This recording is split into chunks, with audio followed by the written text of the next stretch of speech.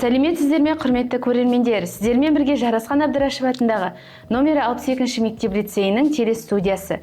Бүгінгі сәрсенбідегі сәтті сұхбатымыздың қонағы әскери қызметке қызығушылығы жоғары, болашағын ел қорғауға арнап отырған жас сарбаз Асылбеков Диас Хамитұлы. Қош келдіңіз телестудиямызға.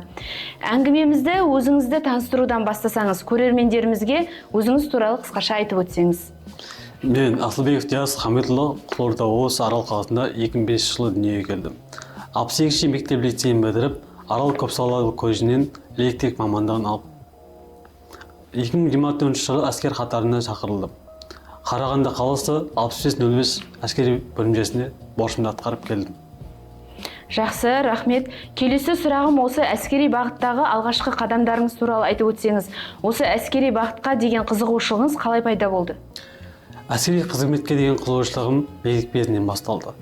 Саптық дайындық әскери шаралар мені шабыттандырып, отанға деген борышымды атқаруға ниетімді күшейтті. Әрбір дайындықтың өз қиындығы бар. Сол дайындықтардың ішіндегі ең күрделісі қайсысы болды? Осы тактикалық дайындықтың ішіндегі ең қиын элементін айтып өтсеңіз. Тактикалық дайындықтар ең қиын элементтің бірі қарқынды қозғалыспен орындалатын бағыттау және жағдай тазадан бағалау. Себебі бұнда сәтті физикалық және төзімділік пен ойлау шапшаңдық талап етеді. Сізге қояр сұрағым, жас сарбаз ретінде өзіңіздің алдыңызға қойған мақсатыңыз туралы бөліссеңіз. Әскери қызмет мені жауапкершілікке және уақытты баулуға, өзіме деген сенімді арттыруға септігін тигізді.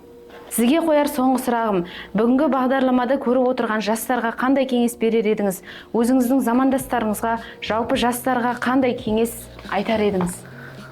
Замандастарыма және жастарға айтар кеңесім, уақытты босқа өткізбеуге, білімге және спортқа және пайдалы әрекеттерге көңіл бөлсеңіздер. Бүгінгі подкастымыз әскерге баратын жастарға үлкен шабыт болды деген ойдамыз. Келесі кездескенше сау болыңыздар. Сіздермен бірге болған Жақсылықова Гүлсезім.